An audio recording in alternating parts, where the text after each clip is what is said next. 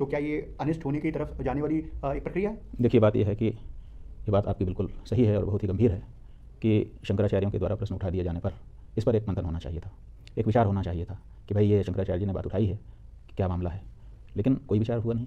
कम से कम सूचना तो नहीं मिली, गोपनीय रूप से कोई विचार कर रहा हो तो हमें जानकारी नहीं। हमारे प्रश्न उठाने के बाद जो काशी के ज्योतिषी जी हैं उनका एक हस्तलिखित पत्र सोशल मीडिया में आया है। उसमें उन्होंने कहा है कि अर्धनिर्मित की बात नहीं है, जैसे व्यवहार में एक तल्ला मकान का बन जाता है तो लोग एक तल्ले में वास्तु प्रतिष्ठा करके रहने लगते हैं, बाद में दूसरा तल्ला बन जाता है।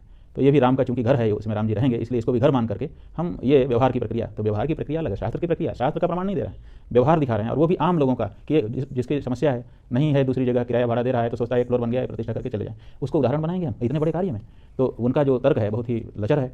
तो ऐसे में विद्वानों की सभा होनी चाहिए थी, विचार होना चाहिए था, शास्त्रों की पंक्तियों को जनता के सामने रखा जाना चाहिए था, लेकिन ये सब नहीं हो रहा है और कहा जा रहा है कि कार्यक्रम तो होगा। इसका मतलब है कि थोड़ा सा अहंकार ट्रस्ट के अंदर दिखाई दे रहा है कि हम कुछ की नहीं सुनेंगे, बोलते रहो। और किसी एक व्यक्ति ने तो कहा है कि भोंक रहे हैं, माने आप समझो, उसको पूरा उच्चारण करना अच्छा नहीं लगेगा, हमको भी आपको भी। तो इस तरह का अहंकार अगर दिखाया जाएगा तो ठीक है, आप अहंकार दिखाओ, हमारा क्या बिगड़ेगा।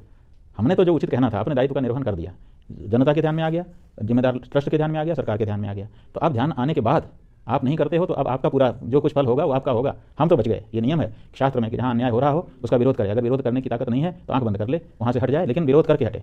वाक्य से तो कम से कम विरोध करे, कम से कम हट करके तो विरोध करे। तो किसी न किसी रूप में हमने विरोध करके अशास्त्रीय कार्य जो हो रहा है उसके बारे में आवाज़ उठा करके अपना दोष बचा लिया। लेकिन जो लोग इसको दोष नहीं मान करके आगे बढ़ते चले जा रहे हैं, विचार भी नहीं करने की इच्छा नहीं जाहिर करते हैं, वही एक सामान्य व्यक्ति कहे आप चलो आगे बढ़ जाओ, आप कह रहे हो कुत्ता भौंकता रहता है, लेकिन आपके शंकराचार्य कह रहे हैं।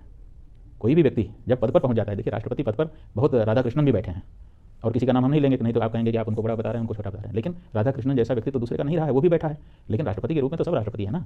तो ऐसे ही आपका शंकराचार्य कोई प्रश्न उठा रहा है और आप सनातन धर्म का कार्य करने जा रहे हैं, और आप उसके प्रश्न उठाने के बाद भी कोई बड़ी बैठक नहीं बुलाते हैं, कोई सार्वजनिक विमर्श नहीं होता है, आप कहते हैं कि तो होगा।